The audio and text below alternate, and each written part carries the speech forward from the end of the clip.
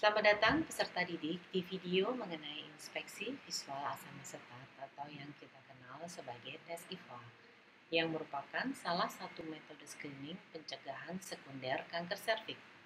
Seperti yang kita ketahui, kanker serviks adalah penyakit yang dapat dicegah.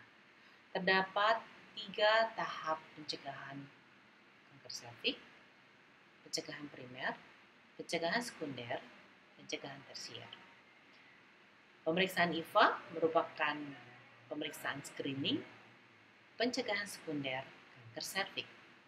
Sebelum menjelaskan prosedur pemeriksaan tes IVA, saya akan sedikit menjelaskan mengenai zona transformasi pada serviks yang akan kita aplikasikan dengan asam asetat.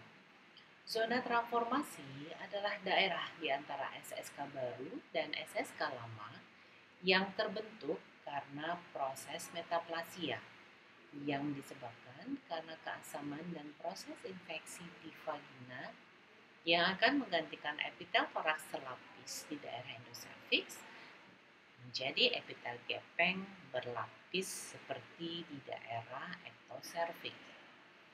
Pada zona transformasi inilah kita akan mengaplikasikan asam asetat 3 atau 5% untuk menilai hasil tes IVA. Perhatikan perubahan bercak atau plak putih pada zona transformasi mendekati SSK yang baru. Apabila setelah pulasan asam asetat terjadi perubahan warna, berupa bercak atau plak putih di zona transformasi mendekati SSK yang baru, maka tes IVA dinyatakan positif. Persiapan dan bahan IVA tes sebagai berikut. Pertama-tama jangan lupa cuci tangan dengan sabun dan air yang mengalir. Kemudian pastikan kita memiliki lampu yang terang untuk melihat kondisi serviks. Berikutnya, kita siapkan alat-alat yang akan kita pakai: speculum grey atau cocor bebek dengan disinfeksi tingkat tinggi, sarung tangan sekali pakai atau disinfeksi tingkat tinggi, meja ginekologi, lidi kapas, asam asetat 3 atau 5%. Jangan lupa larutkan klorin 0,5% untuk dekontaminasi instrumen dan sarung tangan. Setelah semua alat siap, maka kita siap untuk melakukan pemeriksaan IVA. Perhatikan syarat dan prosedur untuk melakukan pemeriksaan IVA. Pertama-tama, sesuaikan pencahayaan untuk mendapatkan gambaran terbaik dari serviks yang akan kita evaluasi. Lakukan A dan antisepsis daerah genitalia eksterna. Pasang speculum grey atau cocor bebek dengan hati-hati sampai kita bisa menampakkan porsio. Kemudian, setelah porsio bisa kita tampakkan dengan jelas, bersihkan dengan larutan salin. Setelah bersih, baru kita lakukan pemeriksaan IVA dengan menerapkan langkah-langkah yang kita kenal sebagai KASIFO. Pertama, K. Pastikan kanker atau bukan. Jika kanker, maka jangan dilakukan pemeriksaan screening, tapi harus segera dilakukan perujukan untuk dilakukan biopsi serviks. Jika bukan kanker, maka kita masuk pada tahap berikutnya. S. Apakah SSK terlihat secara keseluruhan?